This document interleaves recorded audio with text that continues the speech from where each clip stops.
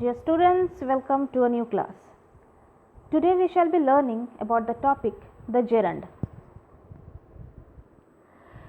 So in my previous class I have already taught you about the infinitives and the participles. So we have already done with those two topics, and today let's go with the gerund. Now what is a gerund? A gerund is a non-finite verb that ends in ing and functions as a noun. For example, reading is his favorite pastime. So the word reading is formed from the verb read by adding ing. Hence reading is a gerund. We also see that it is here used as the subject of a verb and hence does the work of a noun. It is therefore a verb noun and is called a gerund. Now uses of the gerund. Number 1, it is used as a subject of a verb. As you can see in the example, singing is a good habit. Singing is a good art. So here singing, it has been used as a subject to the verb is. It is also used as an object of a verb. We stopped talking. So here talking is used as a gerund because it has been used as an object to the verb stopped. Number 3, a gerund is also used as a complement of a verb. Our aim is passing the examination. So here passing is a gerund as it has been used as a complement to the verb aim. Okay, our aim is passing the examination. And the last one, gerund is also used as an object of a preposition. For example, he is fond of playing cards. So here playing is the gerund as it has been used as an object of a preposition, that is of. Now there is a small task for you. Let's identify the gerund. Number 1. Daniel started doing his homework at 12:30 p.m. So can you guess which is the gerund? Doing. Here doing is the object to the verb started. In the second sentence, the old man was tired of walking. So here walking is a gerund and it has been used as an object to the preposition of. Number 3, I love to see the rising sun. Can you please say whether it is a gerund or a participle? It is a participle because it is acting over here as an adjective and it is saying something about the noun sun. Then I cannot go on doing nothing. So here doing, it is a gerund because it has been used as an object to the preposition on. Walking is the best exercise. Here walking is a gerund. Number 6, who invented the spinning wheel? So here spinning, it is again over here, it is doing the work of an adjective and is telling something about the noun wheel. So it is a participle over here. Now let's read about the difference between a gerund and a participle.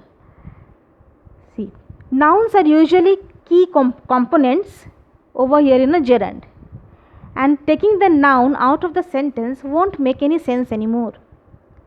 Whereas in case of a participle, adjectives are not so vitally important. Taking out the adjectives, the sentence will still make some sense. Let's see the example. Swimming was a favorite activity. So here swimming, it is a gerund. Whereas in the case of a participle, my opponent gave me a winning smile. What kind of smile? A winning smile. So here winning is doing the job of an adjective and it is saying something about the noun smile.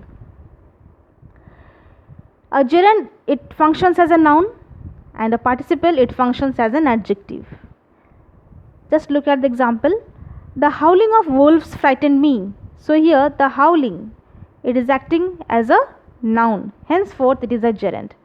Whereas the next sentence, I am afraid of howling wolves. So what kind of wolves? Howling wolves. So here howling is doing the job of an adjective and it is saying something about the noun wolves. Again a small task for you. Identify the gerund and participle in those sentences. Hunting a tiger is banned in our country. So you're hunting. It is a gerund because it is showing some kind of activity. So it is doing the job of a noun. I like reading poetry. So here again reading, it is a gerund. Why? Because it is an activity and it is an object of the verb like. In the third sentence, jumping over the fence, the thief escaped.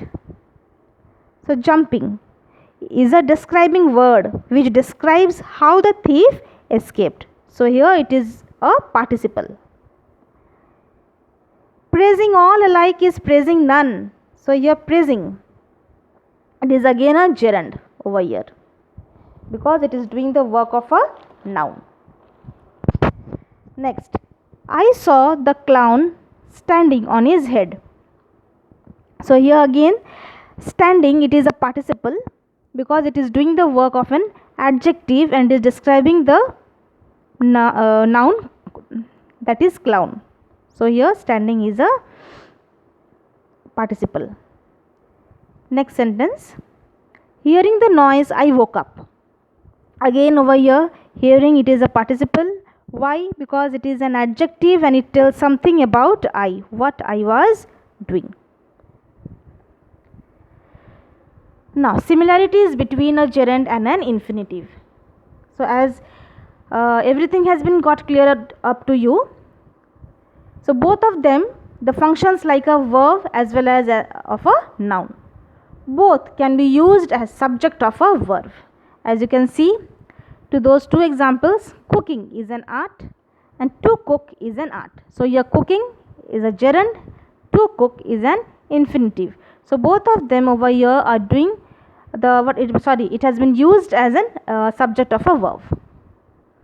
In the third case, both can be used as the object of the verb.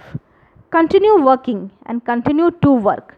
So to work is an infinitive and working is a gerund. So both has been used as the object of a verb.